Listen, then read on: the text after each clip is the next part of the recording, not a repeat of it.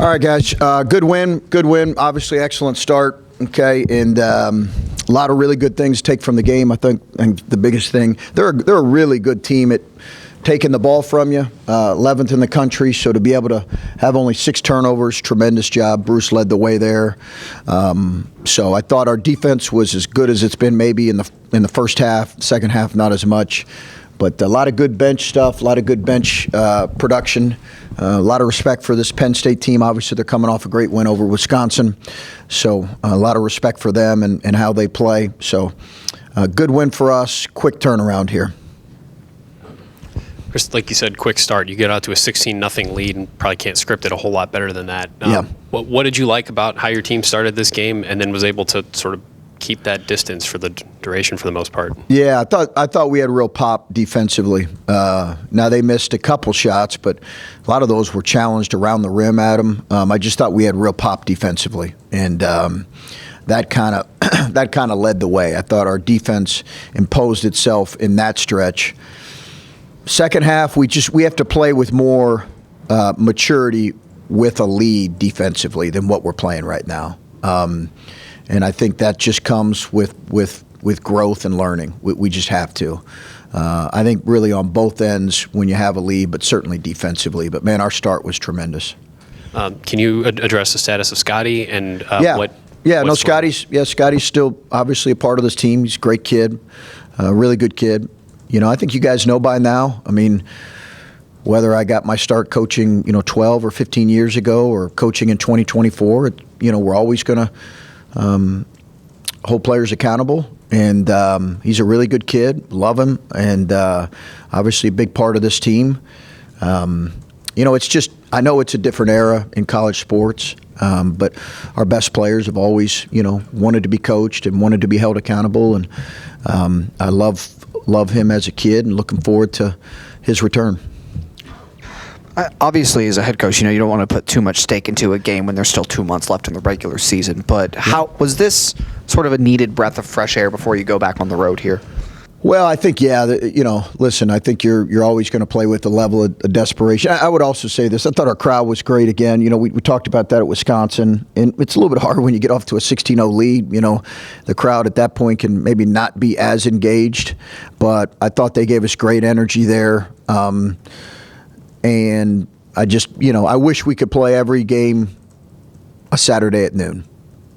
I don't know if anybody in here can swing that with the Big Ten, but if you could, I'd love it. It's just we love playing Saturday afternoon games or Sunday afternoon games. We got a couple more, but it was a great crowd, great energy, and an important win. And then Evan, making a lot of the defensive contributions in ball handling and distributing things that he's done much of the year, but then the offense too today. Was this the best game he's played in your eyes, and what did you see from him? Well, I thought Evan was obviously critical. He's playing with a lot of confidence offensively now. He had that stretch in the first half where it was less than. I just think he was struggling a little bit with his confidence, but he's playing with great confidence right now. Great confidence, and I love that because we really need him. I think our bench was maybe the reason. Our bench play might have been the reason for this win as much as anything.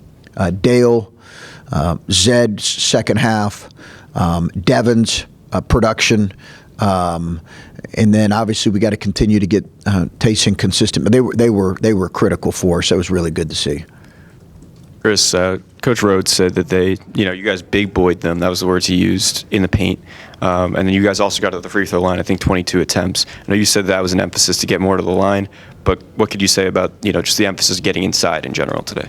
Well, I do think we've got to play through the paint better than what we did. I didn't think we did that great in the last 5 minutes of the game when we were in the double bonus. We got to play a little more through the paint than what we did. But, we did a really good job finding rim runners and divers and guys. Their ball screen coverage is a little bit unique, but I thought Evan getting behind the defense, Felix and Zed getting behind the defense was really good.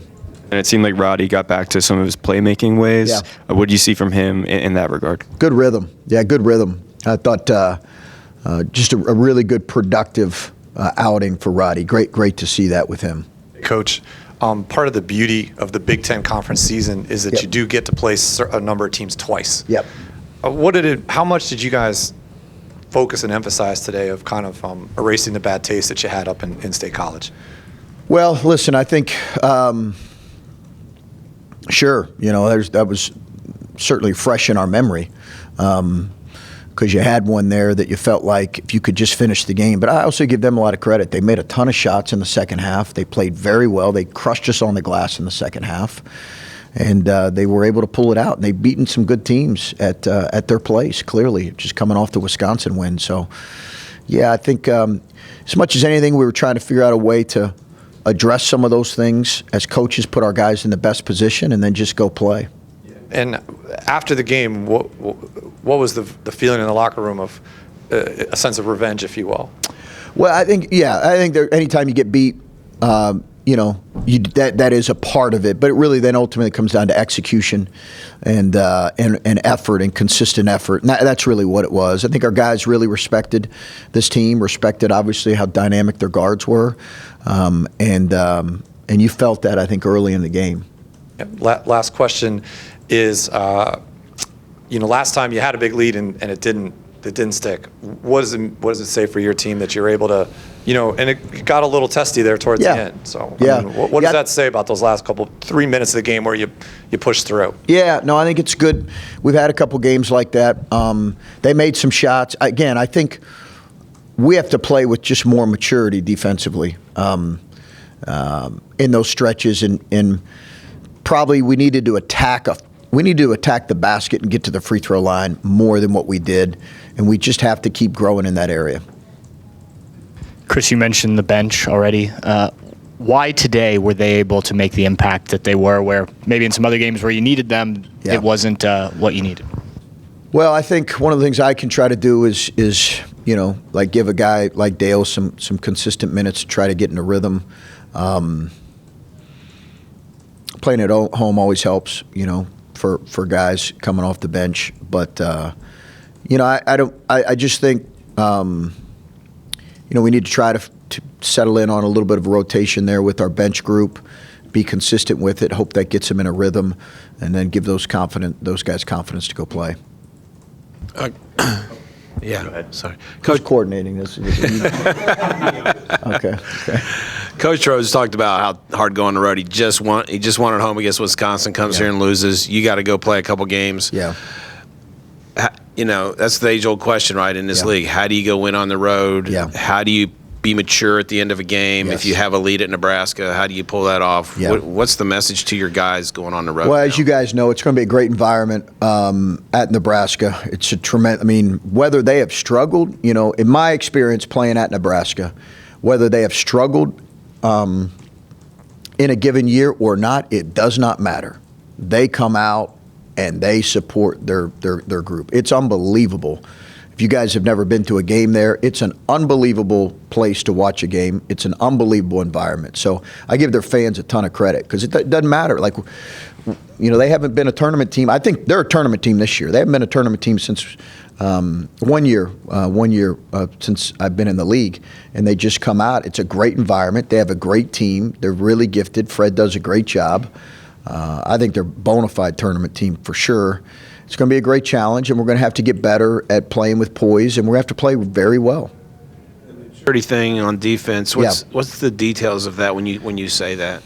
I think we relax too much. I don't think we play with as much physicality and aggressiveness, really offensively or defensively at stretches.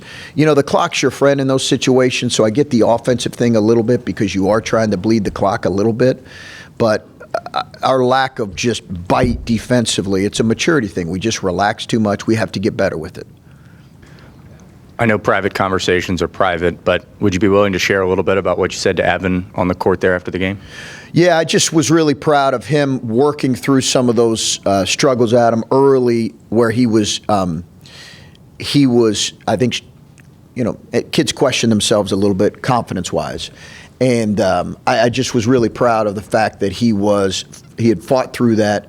He's starting to see how he can impact things a little bit. And I just think he's growing into a young man who can really help us on both ends. And that's really what we need. I've told you guys, I'm really bullish on our sophomore class. and he's a part of that group. You said you kind of identified areas after the holiday break. You've had a month since then. Do you feel like you're getting better in the areas you guys pinpointed? I would say better at our turnover rate right now, offensively, in the last few games. That was we were last in the league, I think, 3 games ago. So that's improved significantly. But our defensive rebounding, I got to check and see if we got our number right now. But I think that has improved. What has taken a little bit of a dip, obviously, is our shooting, and that's where we got to elevate ourselves. That's what I wanted to ask you about, that on a night where you outscore them by 12, you again struggled to connect from deep. Yeah. Did you like the looks tonight? Did you like them? I liked a lot of them. Okay, yeah, I did too. Yeah, I mean, I think you've watched enough basketball to know, like, so a lot of those are clean looks, and a lot of them played through the paint, and they were after some ball movement and some cutting. I did like a majority of them. I really did. There might have been 1 or 2 where I felt like in transition we could have gotten to the rim, but I did like them, and we've got to keep taking those. To your point, like, we cannot stop taking those. I asked Mike about the way they were guarding Bruce and the way teams are starting to guard Bruce. And Yeah. 7 of his 9 shots are from 3. He said they obviously don't want him getting downhill, getting the ball at his right hand. But Yep. How much are teams just stopping him or focusing on stopping him from getting where he wants to be? Because it seems like he doesn't have the same freedom on the court that he might have had a couple weeks ago. He's probably been hedged in nearly every game since the Alabama game. They put 2 to the ball, whether teams are icing or whether they're even in drop coverage traditionally, or I don't want to get too technical here, or whether they're in their hedge coverage. He has seen 2 to the ball. In other words, a guard and a big, almost every game since the Alabama game. Alabama played a lot of drop coverage, and he got going there. And he might have seen a little bit of. I know Minnesota hedged him too. But I think he's gotten better at reading some of those coverages, and our spacing was better in this game that allows him an easy outlet and the ability to attack behind. Chris, with Felix, it feels like he's gotten a lot better finishing on those lobs, especially when he catches, goes down, and goes up on 2 feet. Where has that growth been from last year to this year in that regard? Where what? Growth. What have you seen in Big time that growth space? there. Yeah, big time growth.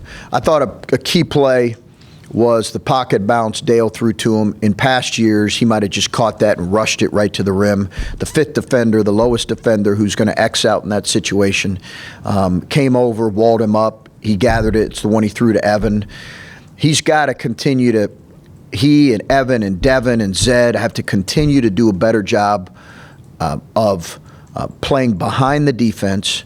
And when there is a rotation defensively by the 5th defender or by the MIG, playing off 2 feet, stride, stop, finishing, catch it in traffic, either finishing over a smaller player or being able to make the right play and the right pass.